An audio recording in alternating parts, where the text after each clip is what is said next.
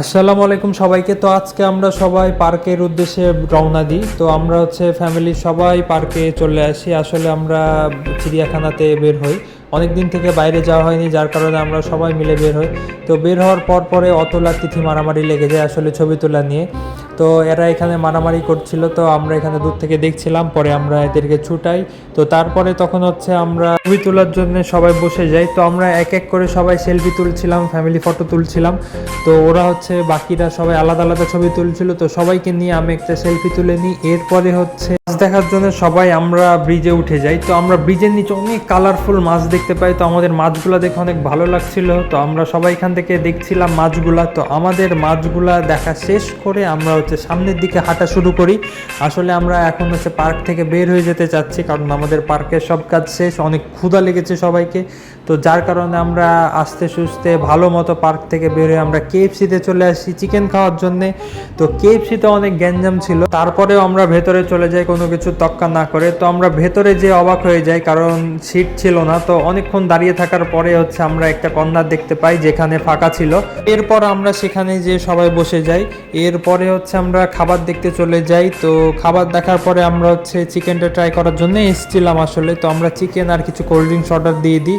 Order দেওয়ার কিছুক্ষণের মধ্যে আমরা আমাদের খাবার পেয়ে যাই। তো আমরা এখানে সবাই খাবার পেয়ে একদম মারামারি লেগে যাচ্ছিলাম, কে আগে খাবো কে পরে খাবো। তো আমরা সবাই সবার মতো খাবার নিয়ে আমি সবাইকে একটু করে সস দিয়ে দিচ্ছিলাম তো চিকেনের ওপরে। তো আমি একটু সবাইকে আদর আপ্যায়ন করার পরে তাদের থেকে একটা করে বাইট নিতে চাচ্ছিলাম, কিন্তু আসলে আমাকে কেউ দিচ্ছিল না। তো আমি আমার নিজের চিকেনটাই খেতে লাগি। তো আমার দেখা দেখি এখানে সবাই খাওয়া দাওয়া শুরু করে দেয়, এবং সবাই অনেক ভালো মতোই খাচ্ছিল, কেউ কাউকে দিচ্ছিল না। তো এখানে সবাই ট্রাই করছিল যে যার মতো তাড়াতাড়ি শেষ করে অন্যটার উপর ভাগ বসানোর, কিন্তু আসলে আমরা এখানে কেউই তাড়াতাড়ি শেষ করতে পারিনি। তো আমাদের চিকেন খাওয়ার পরে আমরা ফুচকা খেতে বের হয়ে যাই। তো আমরা এখানেও ফুচকা অর্ডার দেওয়ার সঙ্গে সঙ্গেই ফুচকা চলে আসে আমাদের হাতে।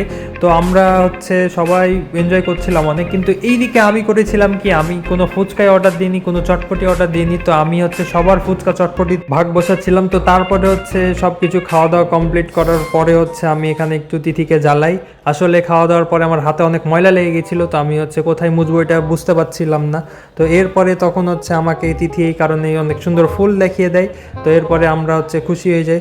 তো যাই হোক, এরপরে সবাই চটপটি খাওয়া স্টার্ট দেয়, কিন্তু আমি এবারও চটপটি কোনো অর্ডার দিইনি।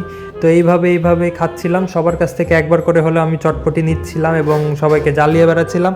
তো যাই হোক, এরপরে আমার পেট ভরেনি, যার কারণে আমি স্মৃতি আপুর কাছে চলে যাই চটপটি নেওয়ার জন্যে। তো স্মৃতি আপু আমাকে এভাবে চটপটি দিয়ে দেয়। তো তার সঙ্গে একই ঘটনাই ঘটে, তো এটা কোনো বিষয় না।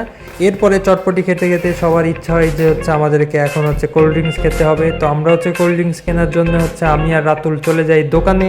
তো কোল্ড ড্রিঙ্কস নিতে যে আমরা পুরা কোল্ড ড্রিঙ্কসেরই একদম ফ্রিজটাই খালি করে দিই। আসলে আমরা 20টা কোল্ড ড্রিঙ্কস নিয়েছিলাম। তো এরপরে আমরা কোল্ড ড্রিঙ্কসগুলো নিয়ে যাই তো সবার মাঝে ভাগ করে দেওয়ার জন্য। এখন যে যার মতো যার যেটা পছন্দ সে সেটা নিয়ে নিবে। তো আস্তে আস্তে করে সবাই নিতে নিতে নিতে নিতে লাস্ট টাইমে যে করে কি পলিথিনই ছিঁড়ে ফেলে দেয়। তো ওটা কোনো ব্যাপার না। এরপরে সবাই গল্প করছিল। তো এইদিকে আমরাও একটু গল্প করছিলাম, হেঁটে বেড়াচ্ছিলাম, কারণ আমাদের চাহিদার তুলনায় অনেক বেশি খাওয়া হয়ে গেছিলো। তো এরপরে আমি ট্রাই করি নতুন কিছু করার। আসলে কোকটা মেন্টোস ছাড়াই দেখতাম যে মুখ দিয়ে বের হয় নাকি। তো এরপরে দেখলাম যে না, আসলে মুখ দিয়ে বের হচ্ছে, কাজ করছে। তো এরপরে আস্তে আস্তে সব খাওয়া দাওয়া করে বাসায় চলে যায়।